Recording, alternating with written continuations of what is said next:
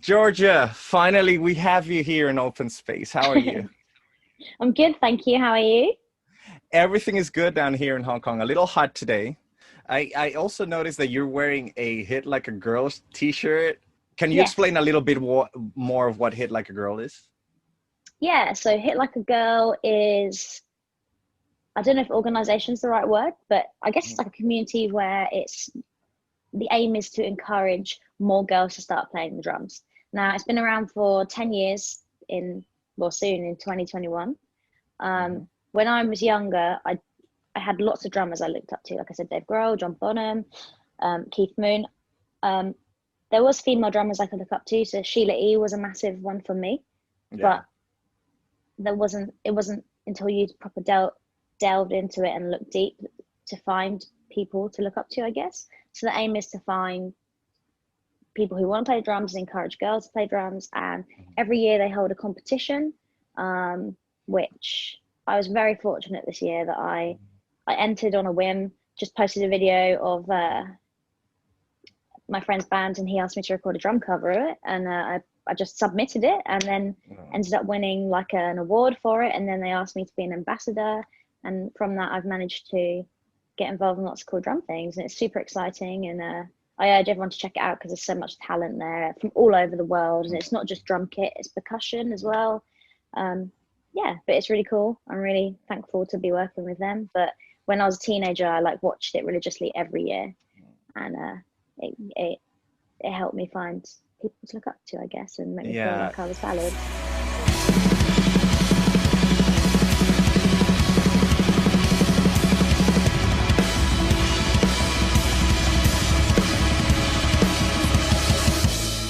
Has it Yeah. been different for you to be in the music business? Where it's more male dominant? Like, have you ever found any struggle with it, or you just, you haven't felt anything like that? It's an interesting one to say because I haven't experienced it from a male point of view. I'm very lucky that everyone I've worked with musically has been super open. They so supportive and completely have my back. Mhm. I guess the main things I got when I was younger was like just people prejudging me. At Yeah. the end of the day, I kind of enjoyed because I like proving people wrong. Um, I think playing live is interesting. You definitely get a different kind of attention to what some males would, but I guess it just comes to part of it and you get used to it. I mean, I'm lucky that I'm surrounded by people who are open-minded and nice. I'm in a fortunate position, but I know you could speak to every single girl who does anything in music and they've all got a story to tell. I know there is girls higher up there in the music industry, like behind the scenes as well. I guess it's just not spoken about as much, which is a bit of Hmm. a shame. Like in the Yeah. record labels and stuff and management, there's females. It's just Yeah. we don't necessarily see it. And producers as well.